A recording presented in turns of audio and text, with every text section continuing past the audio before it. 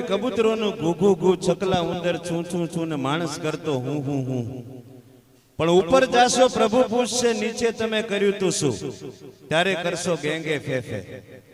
જવાબ આપવાનો પાસે હોય નહીં ને પછી ગેંગે ફેફે કરવા પડે આપણે બધાએ.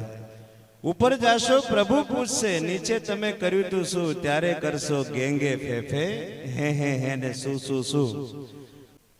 કે ક્યાં ગયું કુળ રાવણ તણું સગર પુત્ર 60,000 ન રહ્યું નાણું રાજા નંદનું સર્વ સુપન વ્યવહાર માટે જનુની જીવો ગોપી ચંદની જેણે પુત્રને પ્રેરો વૈરાગ.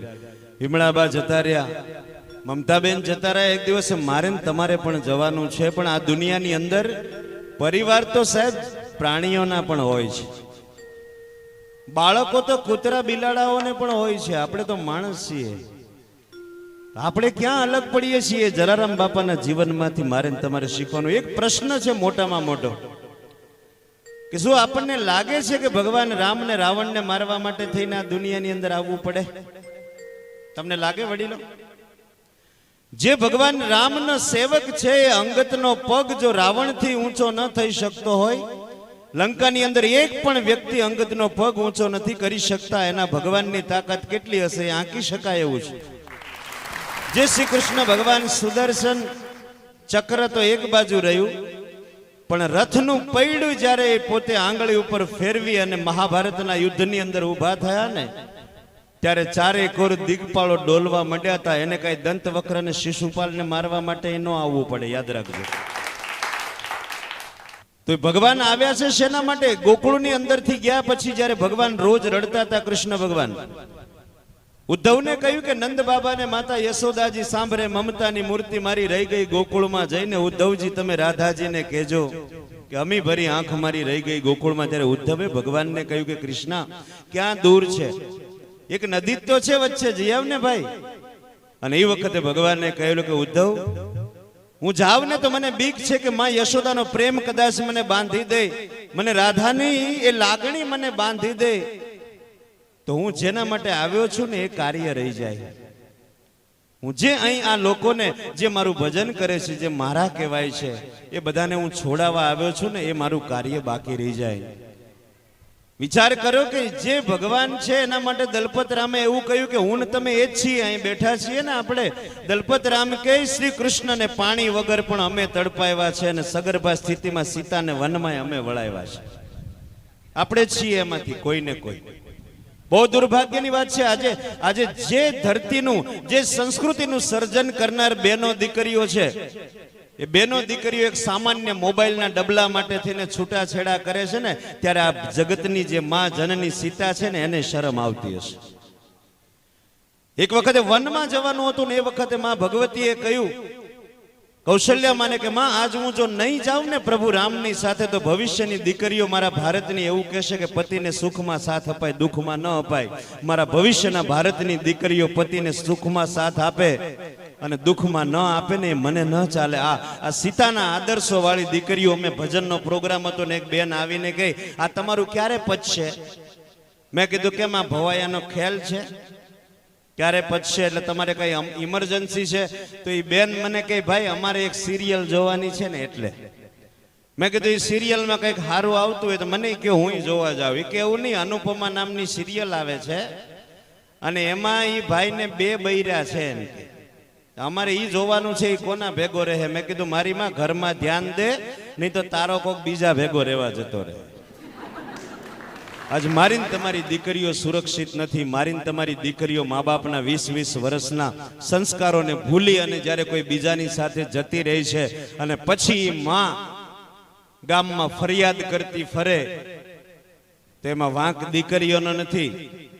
કારણ કે ઝાડવા એક વખતે બગીચામાં વાવી દીધા પછી એને છૂટા મૂકી દો ને સાહેબ, તો એ પછી જંગલના ઝાડવા જ થાય, એ બગીચાના ન થાય. કારણ કે એનો માળી મૂર્ખો છે ને એટલે ઝાડવા મોટા થાય છે. જે માળી સજાગ હોય, જે માળી જાગૃત હોય, જેને ખબર હોય કે આ મારું બગીચાનું ઝાડ એની એક ડાળી વધારાની ઉગે છે, એ કાતર લઈને તરત કાપી નાખશે, એનો આકાર આપી દેશે. આજે પેટમાં પોઢીને સાંભળે બાળ રામ લક્ષ્મણની વાત, બેટા તારા મોઢડા માથે ધુઆધાર તોપ મંડાશે. એ દીકરાને પોતાના ગર્ભમાં સંસ્કાર આપનાર જીજાબાઈની જરૂર છે. આજે દીકરો બધાને શિવાજી મહારાજ જેવો જોઈએ છે, પણ જીજાબાઈ થવું મને ને તમને અઘરું પડે છે. અને એટલા માટે મિત્રો આ એટલા માટે કહેવાય છે કે અત્યારે આપણે જેમને શ્રદ્ધાંજલિ આપીએ છીએ ને, એ આમ જોવા જઈએ તો બેવ માનું પાત્ર છે. પણ રાજુભાઈના પોતાના ધર્મપત્ની ને એક માં છે, અને આ બે પાત્રો એવા છે, તમે એક વખતે તપાસ કરી જોજો. આ દુનિયાના ઇતિહાસમાંથી આ પાત્રોને કાઢી નાખવામાં આવે ને સાહેબ, જીરો થઈ જાય. દુનિયામાં ઘણા બધા પુરુષો એવું કહેતા હોય કે બૈરાને બુદ્ધિ નથી હોતી, બૈરાની બુદ્ધિ પાનીએ હોય છે. પણ કોઈક દિવસે વિચાર કરજો તમે કે દેશની અંદર જેટલા ઇતિહાસ રચાયા છે ને, એના મૂળની અંદર ક્યાંક ને ક્યાંક માં છે, ક્યાંક ને ક્યાંક બેન છે, ક્યાંક ને ક્યાંક દીકરી છે, અને ક્યાંક ને ક્યાંક પત્ની છે. અને કોઈક દિવસ એના હૃદયને તપાસ કરજો. તમારી માં વૃદ્ધ થાય, એની મોટી ઉંમર થાય, અને પછી એ માં ઘરમાં બેઠા હોય ને ત્યારે એને વૃદ્ધાશ્રમમાં મોકલવાની જરૂર નથી. એ માએ તમારા માથે પ્રેમથી હાથ ફેરવ્યો હતો ને, એમ કોઈક દિવસે માના એ સફેદ થયેલા વાળ ઉપર હાથ પ્રેમથી ફેરવીને પૂછજો, માં તને કાંઈ જોઈએ છે? આજના દીકરાઓ પાસે 50 રૂપિયા માંગે ને તો એમ કે તમારે હવે શું કરવા છે? યાદ રાખો, એક દિવસે એ પણ રાજની રાણી હતી. જે ઘરમાં તમે રાજ કરો છો ને, એ ઘરની રાણી એક દિવસે એ માં હતી. અને ઈ માને તમારે બાર ગામ જતા હો ને, તમારે કહેવાનું, માં હું સિટીમાં જાઉં છું, તારા માટે કંઈક લાવવું. અને એ માં તમને એવું કહેશે કે બેટા હવે આ ઉંમરે મારે કંઈ પહેરવા ઓઢવાનું હોય નહીં, જે છે એમાં ચલાવીશ, પણ તું વહેલો આવી જજે. આ માં છે. તમારી બેન હોય અને કોઈક દિવસે પૂછી જોજો, બેન જતી હોય ને ત્યારે એને પૂછજો કે બેન તારે કઈ જોઈતું હોય તો કહેજો. તો બેન એવું કહેશે કે ભાઈ મારા ઘરે પ્રસંગ હોય ને ત્યારે મામેરું લઈને તમારાથી અવાય કે ન અવાય, પણ ટાઈમે આવીને ઊભા રહેજો, મારો અવસર શોભાવી દેજો. આ બેન છે.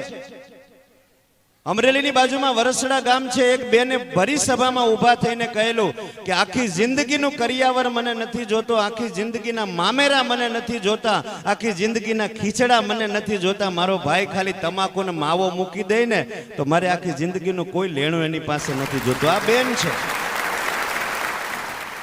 અને સાહેબ, આ દેશની અંદર જ્યારે પત્ની છે ને એ પરણીને આવે ને ત્યાર પછી કોઈ પણ જ્યોતિષને હાથ નથી દેખાડતી, કારણ કે એને ખબર હોય છે કે મારા પતિ છે ને, મારા પતિની ભાગ્ય રેખા છે ને, એ જ મારી જીવન રેખા છે.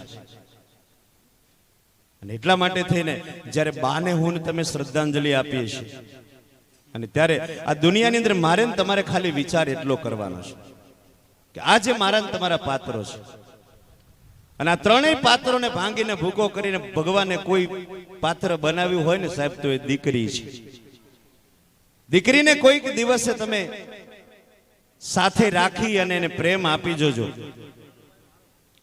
અને જનક રાજાને જ્યારે રામચંદ્ર ભગવાને કહ્યું કે હું તમારી સીતાને ન્યાય ન આપી શક્યો, ત્યારે જનક રાજાએ એવું કહેલું કે રામ, મને એની ચિંતા નથી કે મારી દીકરીને તમે વનમાં મોકલી છે, હું તો એટલા માટે આવ્યો કે તમે ધરતી ઉપર સૂતા છો.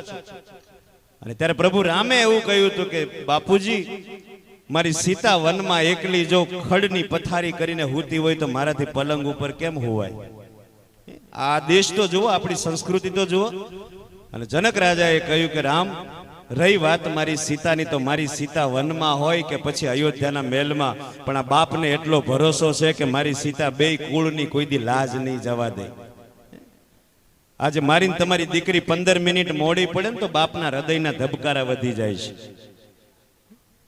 તો ભગવાનને પ્રાર્થના કરીએ મિત્રો, આજે જ્યારે શ્રદ્ધાંજલિમાં હું તમે હિમણાબા અને મમતાબેનને જ્યારે યાદ કરીએ છીએ, ત્યારે મારા ને તમારા ઘરની અંદર પણ કોઈક સીતા છે, મારા ને તમારા ઘરની અંદર કોઈક લક્ષ્મણ ઉછરે છે.